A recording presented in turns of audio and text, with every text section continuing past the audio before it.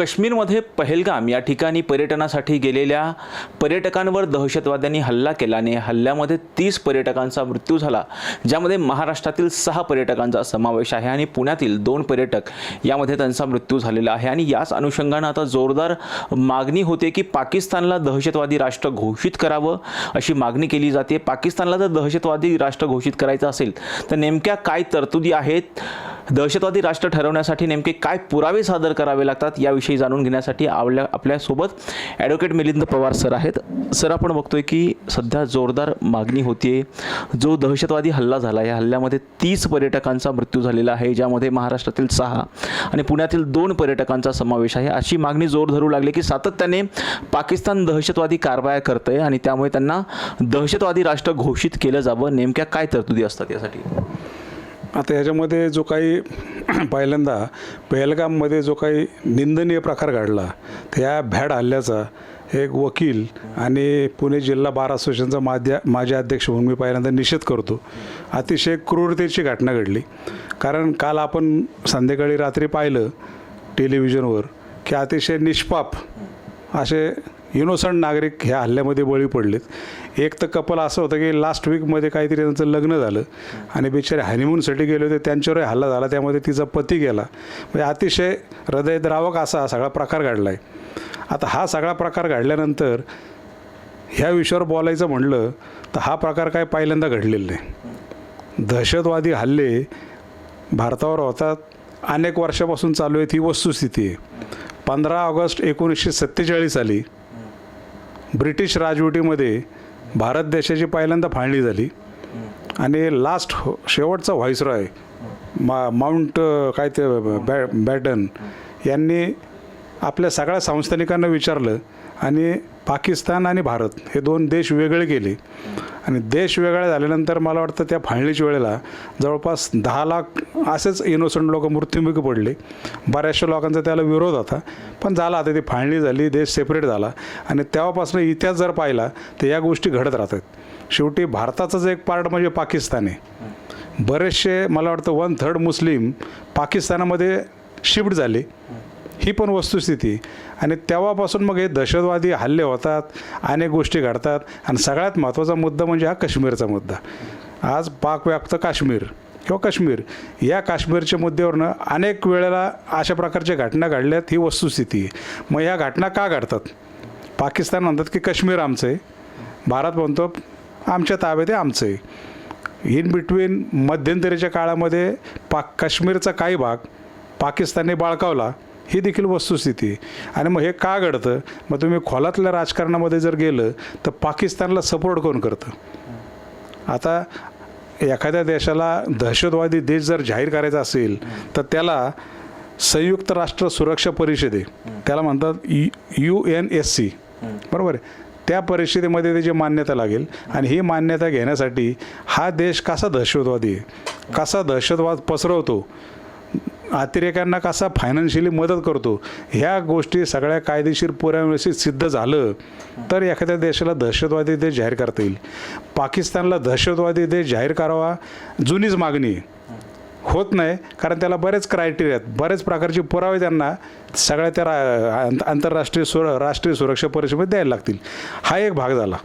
आता दुसरा भाग असा आहे की मग ह्या पाकिस्तानला आर्थिक मदत कोण करतं? आपण जर चॅनल बातम्या पाहिल्या तर पाकिस्तान डब घ्यायला आलं आहे, अक्षरशः मग तिथं खायला महाग झालेत, अशा वार्ता आपण बघतो। आपण काय तिथं डे टू डे आपण राहत नाही। मग अशा परिस्थितीमध्ये अतिरेक्यांना सपोर्ट कोण करतं आणि अतिरेक्यांना जर फायनान्स करायचं असेल तर कोण करतं?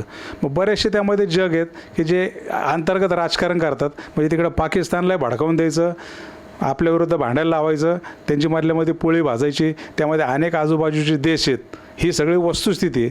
त्यामुळे ह्या सगळ्या स्टेजला एखाद्या देशाला दहशतवादी देश जाहीर करायचं म्हटलं तर तो सगळा क्रायटेरिया आहे, सगळे युरोप कंट्रीमधले सगळे देश सगळे एकत्र येऊन, त्यामध्ये अमेरिकेचा फार मोठा रोल असणार आहे। हे सगळं घडून आलं तर दहशतवादी देश एखाद्याला जाहीर करू शकतो असं मला वाटतं। सर, ज्यावेळेस दहशतवादी राष्ट्र घोषित केलं जातं त्यावेळी नेमकं त्या राष्ट्रावरती काय बंधने येत असतात? आता एकदा दहशतवादी केलं की त्यांना मग बाकीचे जे काही सगळे बाकीचे देश आहेत त्यांना शेवटी आंतरराष्ट्रीय संबंध म्हणजे काय, प्रत्येक एकपेक्षा दोन देश किंवा राज्य एकत्र आले की त्यावर आपण त्याचा अभ्यास करतो. तुमची राजकीय पार्श्वभूमी कशी आहे, आमची कशी आहे, आर्थिक सुबत्ता कशी आहे, तुमचं आपलं कल्चरल जे काय असतं सगळं सांस्कृतिक, हे सगळं कसं आहे, या सगळ्यांचा अभ्यास करून आंतरराष्ट्रीय सगळं त्यामध्ये संबंध अभ्यास. मग प्रत्येक देश हा शेवटी प्रत्येक मानवजातीसाठी सगळं चाललेलं आहे आणि हे सगळं करत असताना तोही अभ्यास करावा लागतो. आणि मग समजा एखाद्या दहशतवादी देश ठरवला तर अनेक प्रकारचे निर्बंध त्या देशावर येऊ शकतात. शेवटी आता आपण भारतात राहतो आणि उद्या भारताला म्हणले की आपला भारत हा तसा भारत तर आपला शांतताप्रिय आहे. महात्मा गांधींपासून जर पाहिलं तर सत्य आणि अहिंसा यावर आपला चाललेला देश आहे. हे सत्य आणि अहिंसेची प्रचिती आणि याचा सगळा देशभर याचा संदेश गेलेला आहे आणि म्हणून भारताकडे एक शांतताप्रिय देश म्हणून बघतात. पण उद्या समजा भारताला म्हणले नाही ना हा दहशतवादी देश आहे, ते एक नागरिक म्हणणे मला आवडणार आहे का? तसंच कुठल्याही देशामध्ये दहशतवादी देश म्हणला की प्रत्येक नागरिकाला ते आवडणार नाही. त्या देशातल्या सामान्य नागरिकावर त्याचे दुष्परिणाम होतील. म्हणून हे सगळं करत असताना हा फार मोठा व्यापक विचार होऊन त्यावर विचार मंथन होईल असं मला वाटतं. सर, या गंभीर घटनेनंतर खरं तर खूप अनिंदनीय अशी घटना आहे. आता नुकतीच यामध्ये पाहिलं तर राष्ट्रीय सुरक्षा सल्लागार अजित डोवाल यांच्यासोबत जे आहे संरक्षण मंत्रालयाची महत्त्वाची बैठक झाली आणि या बैठकीमध्ये तिन्ही जी दलं आहेत आपल्या तिन्ही दलांना सतर्क राहण्याचे आदेश देण्यात आलेले आहेत. अशी चर्चा आहे की एअर स्ट्राईक होऊ शकतो किंवा सर्जिकल स्ट्राईक. हा सर्जिकल स्ट्राईक किंवा एअर स्ट्राईक करण्यासाठी काय म्हणजे कोणाचा सल्ला घ्यावा लागतो का, काय असतात तरतुदी? आता सर्जिकल स्ट्राईक किंवा कुठला हल्ला करायचं जरी आपल्याला असं ठरवलं समजा तर संबंधित आत्ताचं अस्तित्वात असलेलं सरकार, विरोधी पक्ष नेते, राष्ट्रपती, सल्लागार या सगळ्यांची संमती घेऊन विचारविनिमय म्हणजे असं कोणाला तरी एखाद्या व्यक्तीला वाटलं आणि आज मी सर्जिकल करून टाकतो एवढं सोपं नाही. कारण सर्जिकल स्ट्राईक करायचं म्हणलं तर शेवटी समजा आज आपण असा विचार केला की पाकिस्तानवर आपल्याला सर्जिकल स्ट्राईक करायचा. आता पाकिस्तानावर जर करायचं म्हणलं तर पाकिस्तानमध्ये देखील जसे आपले काल निष्पाप लोकांचा बळी गेला तिथंही इनोसंट लोक आहेत ना. प्रत्येक व्यक्ती काय राजकारणी नाही.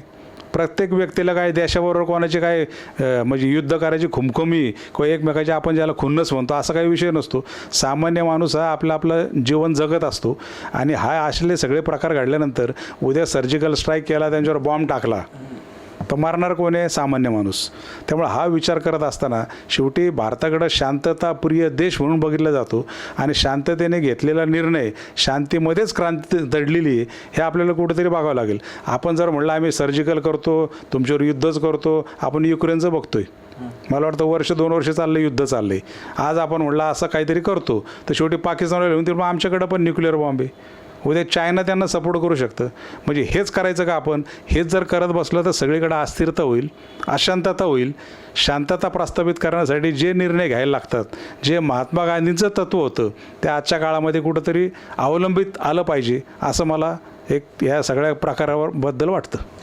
सर, आपण बघतोय की जे दहशतवादी होते त्या दहशतवाद्यांना स्थानिकांनी मदत केली आहे असा एकंदरीत माहिती पुढे येते. काही पोलिसी वेशामध्ये काही स्थानिक होते अशी सुद्धा माहिती पुढे येते. यांच्यावरती काय कारवाई होऊ शकते, जे स्थानिक म्हणजे ज्यांनी दहशतवाद्यांना मदत केली अशा यांच्या?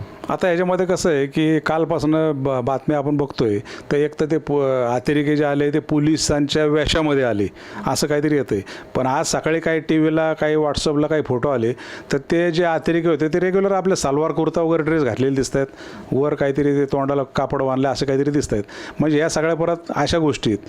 आता शेवटी तपास करत असताना कोणी कोणाला मदत केली, ॲक्च्युअल कोण होता हे सुद्धा ठोस पुराव्याविषयी निष्पन्न व्हायला लागेल. उगीच कोणाला तरी धरायचं, तू मदत केली ह्याला आतमध्ये घाला, तू मदत केली ह्याला पकडा, असं केलं की परत मग चिडवायचं कारण होतं. आणि ज्यांनी कोणी खरंच मदत केली आणि तपासामध्ये ज्या वेळेला ते निष्पन्न होईल तर त्या आरोपींना सहकार्य केलं, गुन्हेगारांना मदत केली म्हणून प्रचलित कायद्यानुसार ज्या ज्या शिक्षा आहेत, जे जे कलम आहेत ते लावले जातील.